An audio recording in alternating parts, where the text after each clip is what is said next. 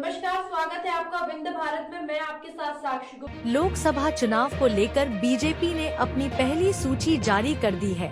जारी सूची में बीजेपी ने मध्य प्रदेश की 24 सीटों पर प्रत्याशियों की घोषणा कर दी है। बीजेपी ने पूर्व मुख्यमंत्री शिवराज सिंह चौहान को उनकी पारंपरिक सीट विदिशा लोकसभा से टिकट दिया है, तो वहीं केंद्रीय मंत्री ज्योतिरादित्य सिंधिया को उनकी पारंपरिक सीट गुना लोकसभा से चुनावी मैदान में उतार है। महाराज सिंधिया को गुना से टिकट देने पर चर्चाओं का बाजार गर्म हो गया है। चर्चा है कि गुना से मौजूदा शासन केपी यादव अब क्या करेंगे। गुना लोकसभा सीट से बीजेपी ने केपी यादव का टिकट काटकर महाराज सिंधिया को उतारा है।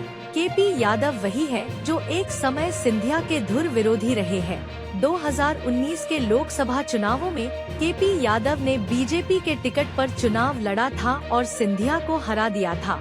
इसके बाद सिंधिया बीजेपी में शामिल हो गए थे और अब सिंधिया ने केपी यादव को साइडलाइन कर दिया है। गुना से सिंधिया को टिकट दिए जाने को लेकर राजनीतिक गलियारों में कई तरह की चर्चाएं होने लगी है।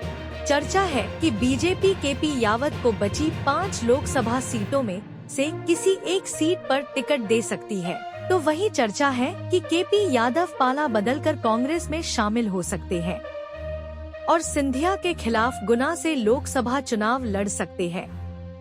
इस बात की चर्चा इसलिए हो रही है क्योंकि केपी यादव एक समय महाराज के करीबी भी रहे, बाद में वह उनके धुर विरोधी भी रहे।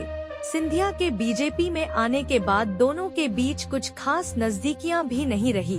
बीते दिनों केपी यादव ने गुना में बिना सूचना के पासपोर्ट कार्यालय का उद्घाटन कर दिया था।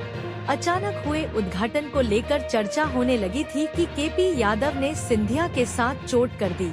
वहीं कांग्रेस ने इसे केपी सिंधिया के बीच सियासत की लड़ाई बताया था।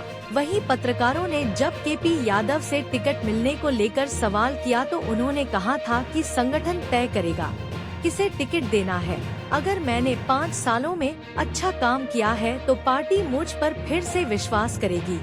आपको बता दें कि सिंधिया केपी यादव के बीच मतभेद की खबरें आती रही है।